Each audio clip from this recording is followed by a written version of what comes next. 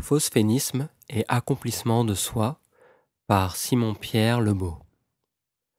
L'accomplissement de soi est le fait pour un individu d'avoir parcouru les différentes étapes de son chemin de vie jusqu'à tendre vers la réalisation des besoins de son âme.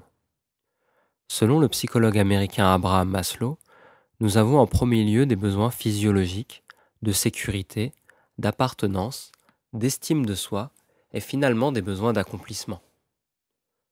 Le processus d'accomplissement de soi constitue donc la marche du sommet. La chose la plus importante dans la marche du sommet est la détermination de la vision. La vision est notre vocation première, notre raison d'exister, la raison véritable de notre existence. Tout homme, dès l'instant qu'il est unique en son genre, constitue une pièce maîtresse dans le processus d'évolution de l'humanité. Chacun de nous vient avec une mission à accomplir, une destinée à réaliser. Si ce fait est généralement admis par tous, la plupart d'entre nous ont de la difficulté à déterminer à quel secteur ils appartiennent. Si vous faites partie de cela, voici quelques instructions pour vous. Quels sont vos dons et qualités reconnus? Qu'est-ce que vous aimez faire? Dans quoi ou dans quel contexte votre être s'accomplit-il le mieux?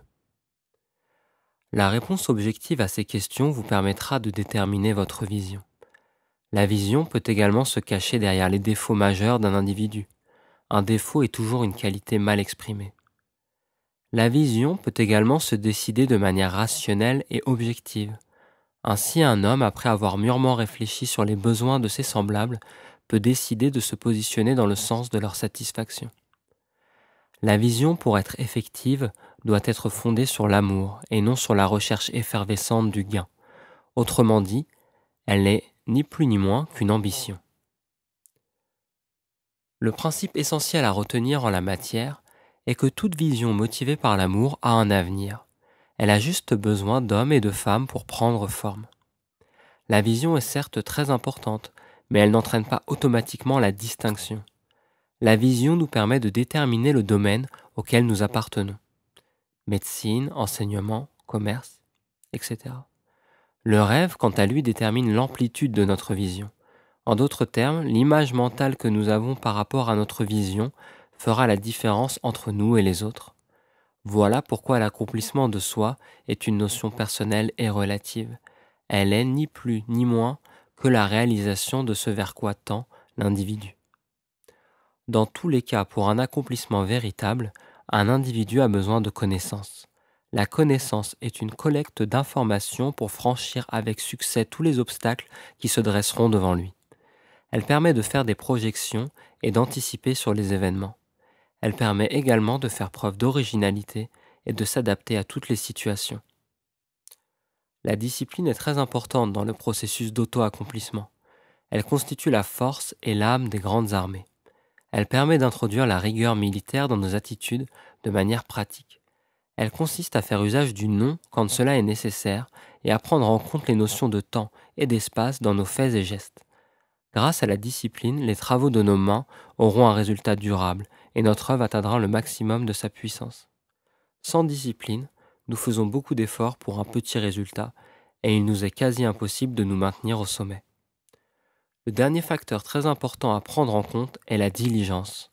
Le travail assidu nous permet de réaliser à coup sûr les besoins de notre âme. Quelqu'un a dit que le travail vaut le génie.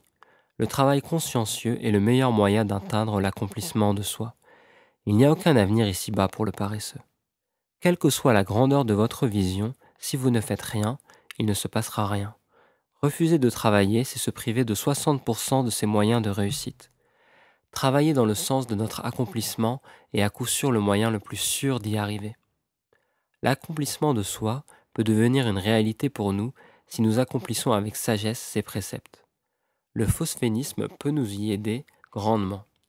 Le phosphénisme consiste à fixer un temps relativement court une source lumineuse, de fermer les yeux et de fixer l'image de persistance rétinienne. Cette importante découverte a été faite par le docteur Lefébure, qui a eu en plus l'idée d'associer une pensée au phosphène. Le mixage phosphénique venait ainsi de faire son apparition. Les phosphènes peuvent grandement nous aider dans notre auto-accomplissement, car les phosphènes ont tendance à densifier la pensée et à développer ce vers quoi tend l'individu. À cet effet, le docteur Lefébure nous dit ceci: celui qui pense en fixant le soleil devient un soleil dans la société. Édition Phosphénisme, extrait de Univers, énergie phosphénique.